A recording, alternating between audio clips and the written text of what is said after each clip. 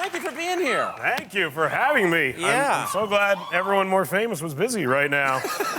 So great. This was you. I really wanted you here. Thank you so much. It's so exciting. First of all, I also want to congratulate you, not just for being, following the Nutcracker lady, but since I last saw you, you got engaged. I did. I'm engaged to be married. That's very exciting. Thank you very much. Now, have you ever thought about getting married or your wedding or anything like that? I never have, and what I realized is my girlfriend has literally thought about getting married since the time her brain could operate properly.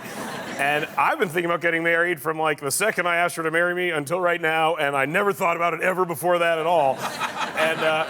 And now we have all these conversations about it, and I kind of like find myself having opinions about like what centerpieces should look like, and I'm like, what am I doing? I don't care about any of this stuff at all. Like I could honestly give a shit. But we're getting. Thank God we're on TBS.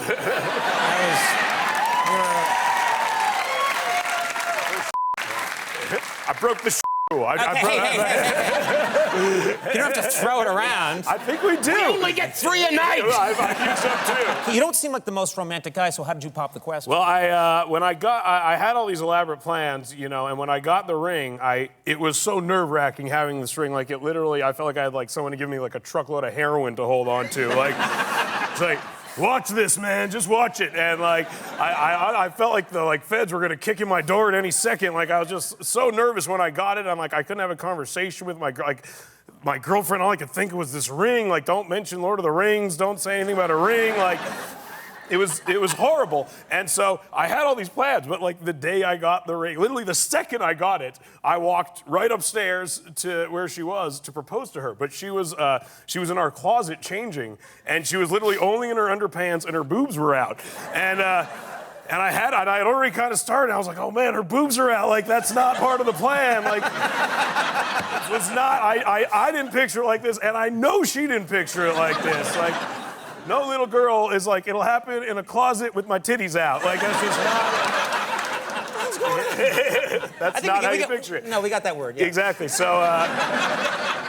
But I figured... We're just going for it. We're just going. But I figured the only appropriate thing was to place the ring on her nipple, actually. Very good, man. That was just tenderly.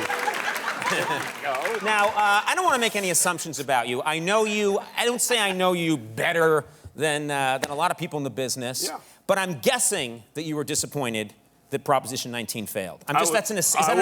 I was very, the marijuana proposition, yes. Yeah. But the good news is, literally anyone on earth can get a medical marijuana card. Well, in this state, that's the thing that I couldn't understand, is that in this state, it was such a big question, will they legalize marijuana or not? And it looks like it's fairly easy thing to do, to get a medical marijuana card? I have a medical marijuana prescription, personally. I went in and I told, they said, what do you need it for? And I said, I have a very specific ailment. It's called, I ain't got no weed on me right now. And I ain't got no weed on me. That was how I worded it. And the lady said, we actually have just the thing for that. And she wrote me, well, it's funny actually, because I thought she'd just write me a prescription like it'd be easy, but she actually started like taking my blood pressure and stuff like that. I was like, what is happening right now? Like, whose benefit is this for? And then I started getting worried, like, what if the weed doctor actually finds something wrong with me? Like, that would be, because I actually see her more than my actual doctor, I think, so.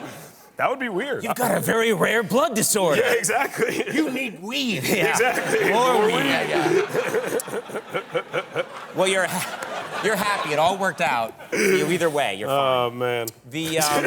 What's about the Green? The Green Hornet is your next project. It is. And this is coming out very soon. It's coming out in January 14th, 2011.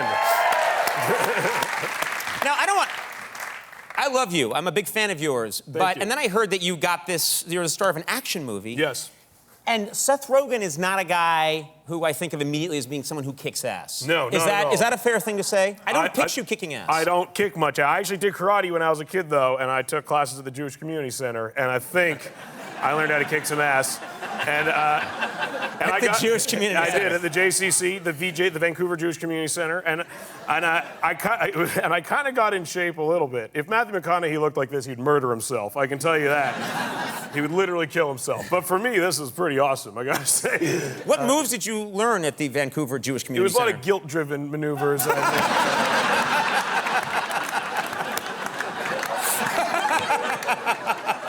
Which can paralyze your It can opponent. paralyze. It only works on other Jewish people. Is the problem? No, it works on Catholics too. Good. Trust me. It's a wide berth there.